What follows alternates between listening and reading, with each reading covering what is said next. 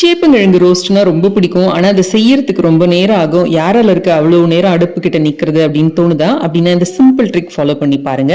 சேப்பங்கிழங்க வாங்கி நல்லா வாஷ் பண்ணிட்டு ஒரு 2 விசில் வேக வச்சு எடுத்துக்கோங்க. அதுக்கப்புறமா அதை சின்ன சின்ன பீஸா கட் பண்ணி உப்பு, மஞ்சத்தூள், மிளகாத்தூள், அதுக்கப்புறம் நீங்க என்ன மசாலா சேர்க்குறீங்களோ சேர்த்துக்கோங்க. அதுக்கப்புறமா இந்த மாதிரி சென்டர்ல அதை அரேஞ்ச் பண்ணிக்கோங்க. சென்டர்ல இருக்கிறது ஒரு பக்கம் வெந்து முடிச்ச உடனே அதை திருப்பி இந்த ஓரத்துக்கு, அதாவது அந்த தோசைக்கல்லோட ஓரத்துக்கு கொண்டு வந்துட்டு அடுத்த பேட்சை சென்டர்ல வைக்க ஆரம்பிச்சிடுங்க. நீங்க இந்த சென்டர்ல வைக்கிறத திருப்பிட்டு அடுப்பை ஆஃப் பண்ணிடலாம்.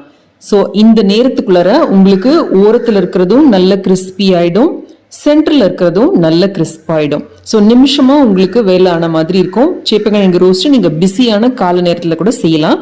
நீங்க முந்தின நாளே சேப்பங்கிழங்கு வாங்கி மசாலா எல்லாம் போட்டு ஃப்ரிட்ஜில் வச்சுட்டீங்கன்னா அது நல்லா சாந்து ரெடியா இருக்கும்.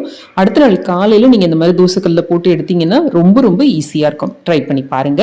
தேங்க்ஸ் ஃபார் வாட்சிங்.